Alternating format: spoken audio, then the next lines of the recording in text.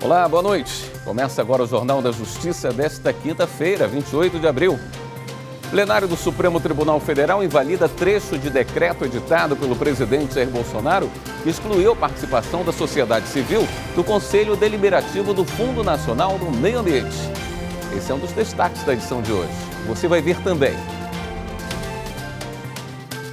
Ministra Carmen Lúcia cobra apuração sobre o caso da menina Yanomami de apenas 12 anos, estuprada e morta por garimpeiros em Roraima. Acordo entre o Supremo e o IPEA vai promover levantamento inédito sobre o processamento de recursos extraordinários pela Corte. E ainda, Justiça de Alagoas condena pastor pelo crime de homofobia contra o ator Paulo Gustavo.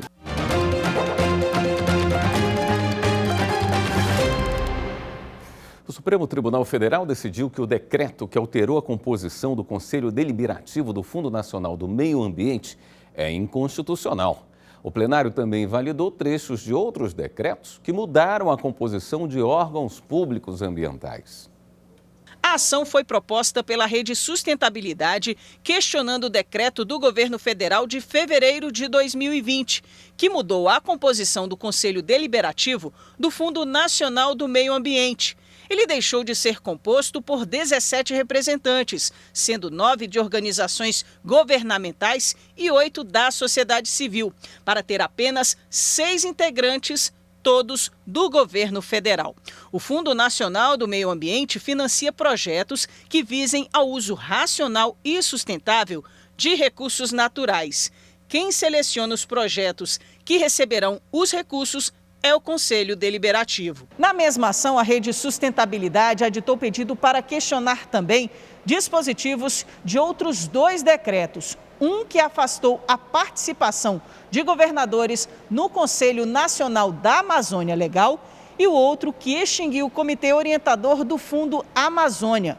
O caso foi levado ao plenário. O julgamento começou no dia 7 de abril. A relatora ministra Carmen Lúcia propôs o acolhimento do pedido de aditamento por considerar que os 2 outros decretos impugnados se encaixam no mesmo contexto fático e os preceitos fundamentais apontados como violados também são os mesmos. O aditamento foi aceito pela maioria dos ministros. No voto, Carmen Lúcia ressaltou que a eliminação da presença de representantes da sociedade civil na composição de órgãos ambientais, prevista no decreto, exclui a atuação da coletividade, além de conferir ao Poder Executivo o controle exclusivo de decisões e neutralizar o caráter plural, crítico e diversificado que deve ser inerente à atuação desses órgãos. A relatora observou ainda que a responsabilidade, tanto do poder público quanto da coletividade pela preservação do meio ambiente, está prevista na Constituição. No artigo 225 da Constituição, que se dispõe sobre o meio ambiente ecologicamente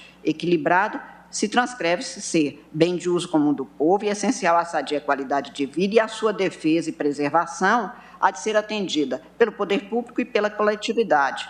Ora, só se tem responsabilidade desta coletividade na medida em que ela pode participar da formulação, execução e controle das políticas públicas ambientais. Faltava apenas o voto do ministro Luiz Fux quando o plenário do STF alcançou maioria para decretar a inconstitucionalidade dos 3 decretos que alteraram a composição de órgãos públicos ambientais. A fundamentalidade do direito ao meio ambiente equilibrado impõe a participação popular como princípio, até porque, no âmbito dos compromissos internacionais, como, aliás, percebi ressaltar de modo especial no voto da eminente ministra relatora, essa participação consta de um compromisso assumido pelo Brasil, no princípio 10 da Declaração do Rio de Janeiro sobre Meio Ambiente e Desenvolvimento, de junho de 1992. Na conclusão do julgamento, o presidente da Corte, ministro Luiz Fux, último a votar, acompanhou integralmente a relatora. Eu esclareço que essa participação popular é impositiva. E, sendo impositiva, houve efetivamente uma violação à Constituição Federal que, como dito, prevê a Constituição a participação popular direta na definição das políticas públicas voltadas à preservação do meio ambiente. O ministro Nunes Marques foi o único que votou pela improcedência da ação. E nesta sessão, que terminou agora há pouco, os ministros também julgaram uma ação direta de inconstitucionalidade que questiona alterações por medida provisória da lei que trata da Rede Nacional para a Simplificação do Registro e da Legalização de Empresas e Negócios, a Rede Sim. Vamos falar ao vivo com a repórter Marta Ferreira, que tem os detalhes para a gente. Boa noite, Marta.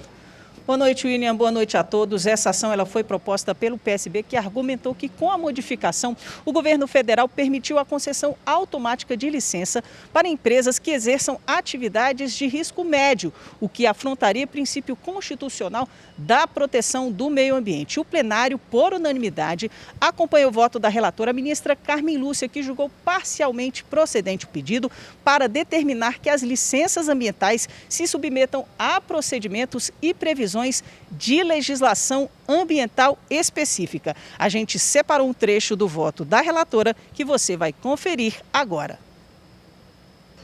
Eu estou citando a nossa jurisprudência nesta matéria, afirmando que a dispensa de licenciamento ambiental só é possível em cada caso examinado por decisão tecnicamente fundamentada do órgão ambiental, que comprove que a atividade específica não é potencial nem efetivamente poluidora, nem agressiva ao meio ambiente, e a dispensa prévia, obtenção de licença simplificada ou automática, nos termos do ato normativo, abrangendo situações gerais, por isso mesmo, apenas em matéria ambiental, que é o objeto desse exame, contraria aquelas previsões constitucionais, não podendo ser admitida por não ser aceitável que esse procedimento se transforme num salvo-conduto.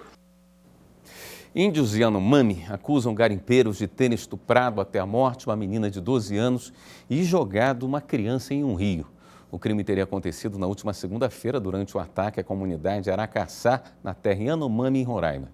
Na sessão de hoje do STF, a ministra Carmen Lúcia chamou atenção para a crueldade desse caso. A menina Yanomami tinha 12 anos. Segundo indígenas, ela foi estuprada e morta por garimpeiros na comunidade do Aracaçá, em Roraima. O caso foi divulgado na última segunda-feira pelo presidente do Conselho Distrital de Saúde Indígena Yanomami. Em um vídeo, ele relatou que, além da morte da menina, uma outra criança Yanomami de 3 anos desapareceu após cair num rio. Amanhã também irei à comunidade buscar o corpo de uma mulher, um adolescente, que os garimpeiros ocasionaram o óbito por violência.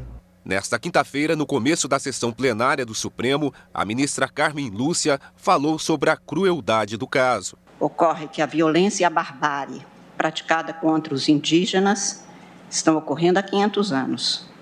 Não diferente a violência que vem ocorrendo, especialmente contra as mulheres no Brasil, de uma forma cada vez crescente. Parece que a civilização tem um significado apenas para um grupo de homens. Também alertou sobre a necessidade de ações urgentes contra a impunidade. A notícia que tem, e a Procuradora-Geral da República talvez aqui possa depois nos dizer, já teria adotado providências em relação ao que se passou para esclarecimento dos fatos noticiados nesta comunidade de Aracaçá. Mas há que se adotarem providências claras, seguras, continuadas, para que não apenas este caso que foi noticiado se esclareça, se ocorreu, como ocorreu, em que condições, mas para que se processe nos termos dos direitos humanos. A subprocuradora-geral da República, Lindora Araújo, informou que o Ministério Público está trabalhando em conjunto com autoridades em busca da punição dos responsáveis pela morte da menina e também pelo desaparecimento da outra criança. Todas as situações estão sendo tomadas, todas as consequências já estão apuradas e cada vez mais frequente esse garimpo ilegal em terras indígenas em Roraima, como forma de evitar novas tragédias, como vem ocorrendo. O Ministério Público já acionou a Justiça, reúne rotineiramente todas as instituições envolvidas com proteção do território indígena para que se concretizem as medidas no combate sistêmico ao garimpo. O presidente do STF, ministro Luiz Fux, comentou sobre a gravidade do caso. Ele pontuou o trabalho do CNJ, Conselho Nacional de Justiça, com os observatórios dos direitos humanos e do meio ambiente. No momento que esse fato chegar aqui ao Supremo Tribunal Federal, ele terá a solução exemplar. Mas, enquanto isso, nós estamos, através do observatório, sugerindo medidas locais para que não se repitam esses fatos que destroem a imagem de um trabalho denso que nós temos feito para o combate ao feminicídio, a proteção das mulheres, os assédios, enfim, todos aqueles atos que anteriormente passavam sem importância e que agora têm uma significação especial para todos nós, homens quanto seres humanos. A Polícia Federal e o Conselho Distrital de Saúde Indígena Yanomami apuram a denúncia feita pelos moradores. A intenção é levar o corpo da menina para Boa Vista, onde deve ser feita a autópsia no Instituto Médico Legal. Em relação a outra criança que desapareceu, há informações de que a mãe tentou salvar a filha do ataque dos invasores, quando a garotinha teria caído de um barco. O Tribunal de Justiça de Alagoas condenou o pastor José Olímpio pelo crime de homofobia contra o ator Paulo Gustavo. Em abril do ano passado, ele afirmou na internet que estava orando pela morte do ator, que acabou falecendo por complicações da Covid-19 no mês seguinte. A pena de 2 anos e 9 meses de prisão em regime aberto foi convertida em prestação de serviços à comunidade por esse mesmo período, além do pagamento de multa de 30 salários mínimos, valor que será revertido para grupo ou organização não governamental de Alagoas com atuação em favor da comunidade LGBTQIA+. Veja no próximo bloco, Justiça adia sessão de julgamento da ex-deputada Flor de Lis, acusada pela morte do marido, o pastor Anderson do Carmo. Voltamos já.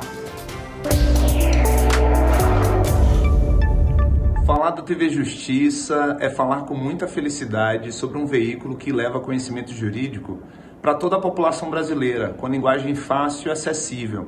A TV Justiça também cumpre um papel super importante, suscitando debates dentro da academia jurídica, com os mais diversos atores que constroem a justiça em nosso país. O aniversário da TV Justiça é, na verdade, um grande presente para o nosso país, para a sociedade brasileira, para todos nós.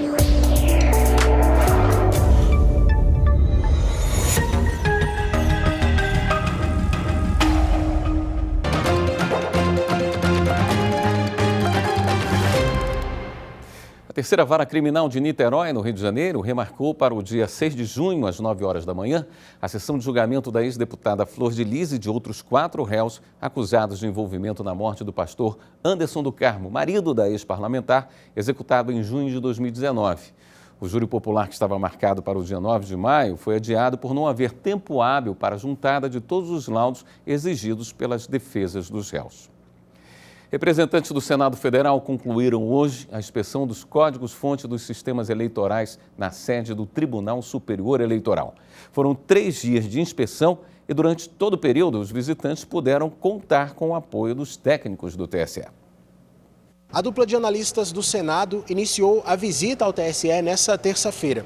Os especialistas foram recebidos por técnicos da Secretaria de Tecnologia da Informação da Justiça Eleitoral e receberam informações detalhadas sobre o processo de votação. Depois dessa introdução, teve início o trabalho de inspeção dos códigos, onde os especialistas tiveram acesso livre aos componentes tanto digitais quanto físicos da urna eletrônica. Para as eleições de 2022, o prazo da inspeção dos códigos-fonte foi ampliado de 6 meses para 1 ano. Além do Senado, os partidos Verde e PL e a Controladoria Geral da União já enviaram representantes para participar da inspeção.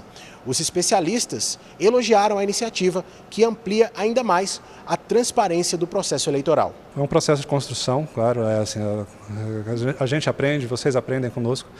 E cada vez que eu acredito que cada um que vem aqui traga mais informações para subsidiar uma melhoria no processo eleitoral brasileiro. Partidos políticos, Ministério Público, Forças Armadas, universidades, entre outras instituições, podem agendar o período de visitas junto ao TSE até agosto. O Espaço Cultural do Superior Tribunal de Justiça promoveu o lançamento do livro Regime de Comunhão Parcial de Bens, obra coordenada por Rui Portanova e Rafael Calmon. É o primeiro volume da coleção O Direito de Família conforme interpretação do STJ. No regime de comunhão parcial de bens, todos os bens adquiridos onerosamente durante o casamento pertencem ao casal. Se a união chegar ao fim, o compartilhamento será feito em igual proporção. É sobre esse tema, com foco em decisões proferidas pelos ministros do Superior Tribunal de Justiça, que o livro reúne 15 artigos de 19 juristas de todo o país. Para o presidente do STJ, ministro Humberto Martins, ter uma obra voltada para julgados do tribunal é uma fonte rica de conhecimento e orientação para os operadores do direito. É uma obra que está diretamente ligada à família. A família como célula primeira da sociedade. Uma obra dos operadores do direito em favor da jurisdição, em favor da comunidade e em favor de uma justiça rápida, eficiente, mas, sobretudo, de qualidade. O ministro Luiz Felipe Salomão assinou o prefácio, que destacou um dos temas abordados, a possibilidade de partilha do FGTS após o divórcio. Esse livro tem um aspecto de estudo muito focado na questão do regime de bens, com base na jurisprudência do STJ, de modo que é uma iniciativa pioneira. São todos temas que constituem o dia a dia da sociedade brasileira. Os organizadores explicaram como esses temas polêmicos foram abordados no livro e as interpretações do STJ sobre eles. Foi escolhida uma série de autores e autoras, e essas pessoas comentam esses diversos temas das decisões do STJ. Ou seja, eles fazem doutrina em cima de cada caso concreto. É um livro voltado para a prática forense, porque ela contém esse entendimento da literatura, ou seja, da doutrina, teoria, mas também com o pé na prática, porque tem decisões do Superior Tribunal de Justiça. Gustavo trabalha como assessor do ministro Luiz Felipe Salomão e é um dos autores do livro. Ele abordou a responsabilidade patrimonial dos cônjuges na comunhão parcial, tema que levanta uma reflexão sobre a importância de decidir o regime de bens antes do casamento. Eu quis trazer essa abordagem porque o Código de Processo Civil, ele traz artigos meio que conflitantes e existem jurisprudências internas conflitantes da terceira e da quarta turma. E por isso que é tão importante, isso eu trago também no artigo, que os cônjuges reflitam, deixam de ficar inibidos com a questão de conversar sobre o regime de bens. O presidente do TST e do Conselho Superior da Justiça do Trabalho, o ministro Emanuel Pereira, inaugurou a sala de conciliação ministro Luiz Felipe Vieira de Mello, uma homenagem ao centenário de nascimento do magistrado que dedicou a carreira à justiça trabalhista. A homenagem marca os 100 anos de nascimento do ministro Luiz Felipe Vieira de Mello, conhecido pela vasta experiência na Justiça do Trabalho. Conciliar, inclusive, era um dom do ministro. Da atuação jurisdicional desse magistrado, destacou-se a singular natureza conciliatória do homem juiz. Tanto no exercício da função jurisdicional, como na solução célere e apaziguadora das ações, seu carisma pessoal não permitia que nenhuma parte se sentisse derrotada. A cerimônia que deu o nome do magistrado à sala de conciliação do TST contou com discursos emocionados. O ministro Lélio Bentes Corrêa destacou o legado altruísta do homenageado. O ministro Vieira foi um humanista. Enxergava com os olhos do coração e reconhecia no outro um ser humano merecedor de tratamento digno e respeitoso. Por 14 anos, Luiz Felipe Vieira de Mello foi convocado diversas vezes pelo Tribunal Superior do Trabalho para substituir temporariamente juízes em licença. Em 1985, tomou posse como ministro togado do TST, onde permaneceu até 1990. Vieira de Mello Filho, hoje também ministro do TST, destacou as principais qualidades do pai, como a força e a resiliência. Ele, apesar de todos os percalços, nunca teve uma palavra de tristeza, uma palavra de desânimo, sempre foi um homem resiliente, resistente e que, apesar de tudo, transmitiu a nós, os filhos, um amor incondicional pela Justiça do Trabalho. Desembargador aposentado e ex-ministro do Trabalho, Caio Vieira de Mello, também seguiu os passos do pai. Segundo ele, um destino inevitável pelo exemplo que tinha dentro de casa. Meu pai era um conciliador e esse espírito dele de conciliação começava dentro de casa, com a gente. Ele sempre mantinha a gente num espírito de conciliação, de conversa, de encaminhamento na vida. O ministro aposentado Wagner Pimenta também era amigo de Luiz Felipe Vieira de Mello. Para ele, a homenagem é justa e merecida. Quando eu tomei posse como presidente desse tribunal, ele estava completamente cego em Belo Horizonte. Apoiado no Caio, ele veio à minha posse. Eu achei isso um gesto heróico. É realmente um gesto inigualável de um grande amigo. Para celebrar o centenário de nascimento do ministro, a Comissão de Documentação e Memória também criou uma página especial dentro do portal do TST com toda a trajetória do ministro Luiz Felipe Vieira de Mello. A seguir, a gente mostra como foi o primeiro dia do seminário promovido pelo CNJ, que discute os avanços em relação aos serviços de defesa das crianças no país. Voltamos em instantes. Gostaria de dar os parabéns pelos 20 anos da TV Justiça e registrar a minha admiração pelo papel importante deste órgão de comunicação perante ao judiciário e à sociedade. Vida longa à TV Justiça.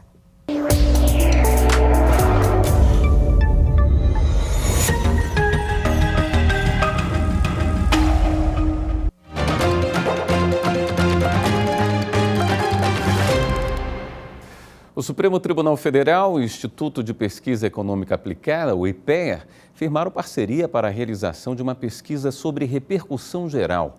O acordo vai possibilitar a análise das características dos recursos extraordinários que só podem ser admitidos se for reconhecida a repercussão geral, que é a capacidade de afetar casos similares, tratando de questões com relevância econômica, política, social ou jurídica. Será um levantamento inédito em abrangência e profundidade quanto aos processamentos de recursos extraordinários pelo STF. A iniciativa integra uma das metas de gestão do presidente da Corte, ministro Luiz Fux, de fomentar a produção e a divulgação de conhecimento acadêmico-científico de impacto e com elevado rigor metodológico para obter diagnósticos relevantes ao aprimoramento do Judiciário, e em especial do Supremo Tribunal Federal. Quase metade das crianças em unidades de acolhimento, porque as mães estão presas, tem até 6 anos de idade. É o que mostra uma das pesquisas divulgadas hoje no seminário do Pacto Nacional pela Primeira Infância do Conselho Nacional de Justiça. A chamada primeira infância é o período de vida que vai da gestação aos 6 anos de idade.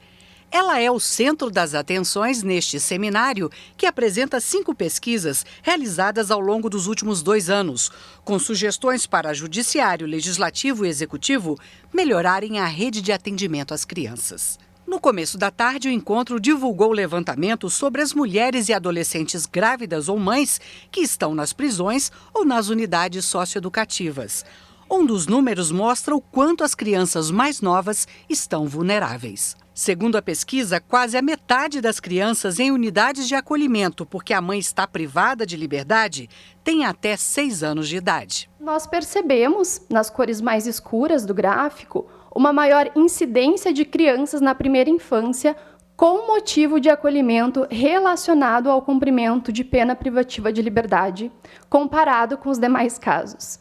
Então, com certeza, esse é um dado que revela o quanto o encarceramento, a privação de liberdade impacta, né, na primeira infância, impacta na vida dessas crianças. O estudo também mostra, em 2020, das 32 unidades do sistema socioeducativo que fizeram parte do levantamento, apenas 2 oferecem pré-natal para as adolescentes dentro das unidades. Na maioria delas, as jovens são atendidas fora e 7 unidades não oferecem nenhum pré-natal.